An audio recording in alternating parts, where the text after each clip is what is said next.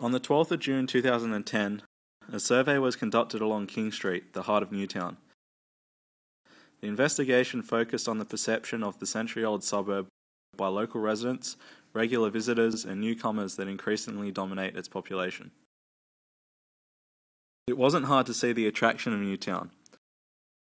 The provoking graffiti, street entertainment, retro boutiques, and a variety of exotic restaurants mark Newtown as a unique spot that differs from the mainstream Sydney culture.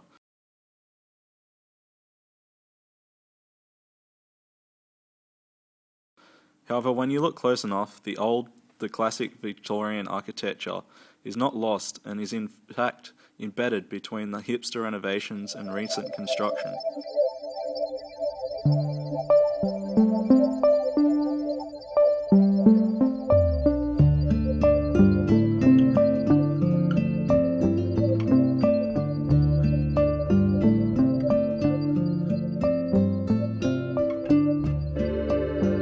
What were your first impressions of Newtown when you arrived here?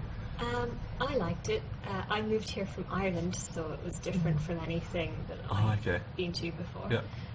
It's a very sort of a colourful place, lots of different people, and mixed kind of a community. I don't know, people tend to wear kind of cool, garish clothes.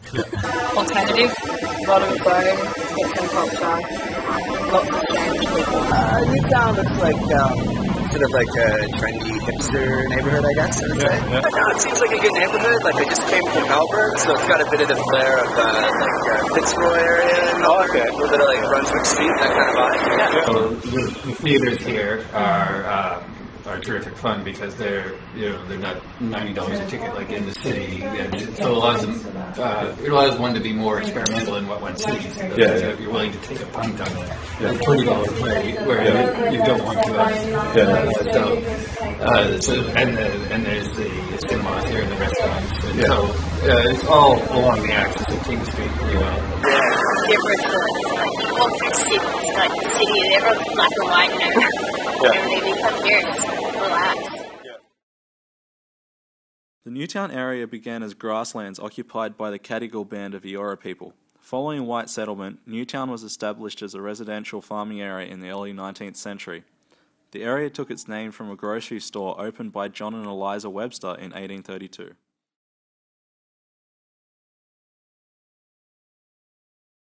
During the Depression in the first half of the 20th century, Newtown declined from a wealthy suburb to a working-class enclave. Today it is returning to its former glory, a commercialised district of independently owned shops and small terrace housing.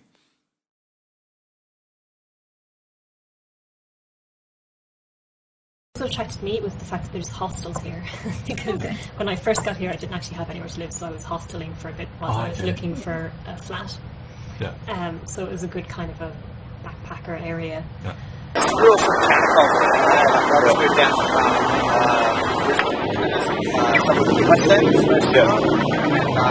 real cool vibe, food, it's a nice town. I'm from Canada. I'm from Ottawa, Ontario, Canada. Montreal. How long have you been living here for? Since February. February? So only a few months? Yeah. For you?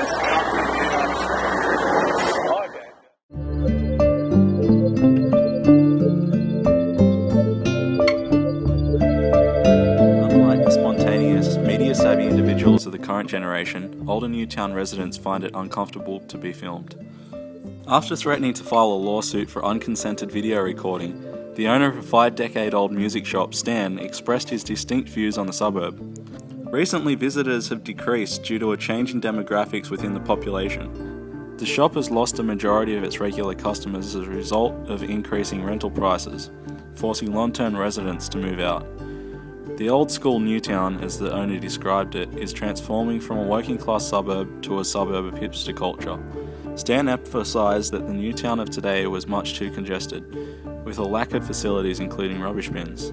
He strongly expressed his discontent for living in Newtown. Many of the other short-term Newtown residents concur that the area was high density and overpopulated.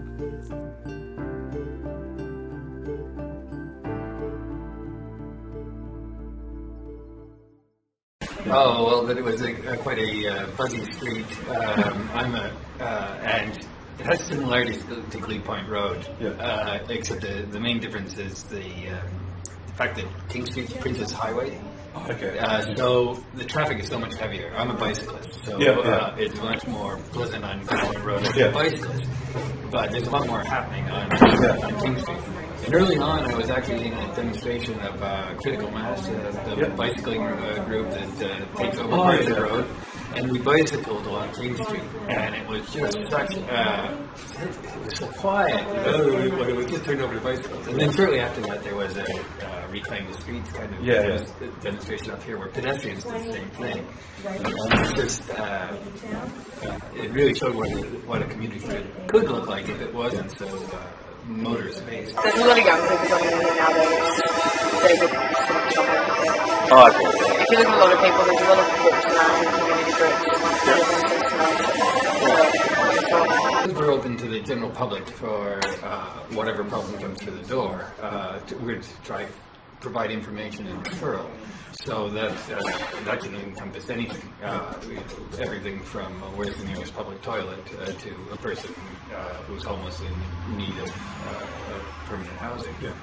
So everything that falls between that comes through.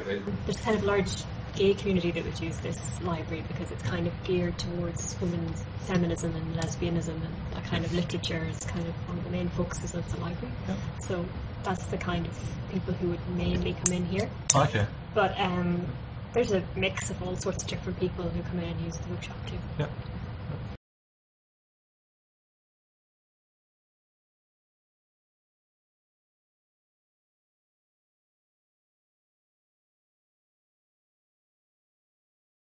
Where do you see Newtown going in the future? Gentrification of the area with rising rents and stuff. You're starting to see a lot more displacement of people. Homelessness is starting to become more of an issue. Not in the classic kind of sleeping rough kind of homelessness, but people who are sort of what they call couch surfing. Not really able to afford a place and living with friends and stuff. Has that increased in the time that you've been here? For people who've been here longer than me, yes, it has. People we're talking about, say, over the last 10 years, it's been very noticeable increase. To the point where we have, in the wintertime, we've got street swags for people who may be sleeping rough and it's too cold. And that wasn't something that the neighborhood center did 15 years ago. But it's become necessary. I guess what I'm concerned is it might lose some of its diversity if the rents just become so formidable that it only can acquire the upper wage earners of our society. So part of this has a terrific history as a working class suburb, and I think that's in danger of being lost. While conducting this survey, it has become evident that the character of a space can never be definitive. Newtown is a prime example of a heterogenic space, where the character which could define the population is in constant flux.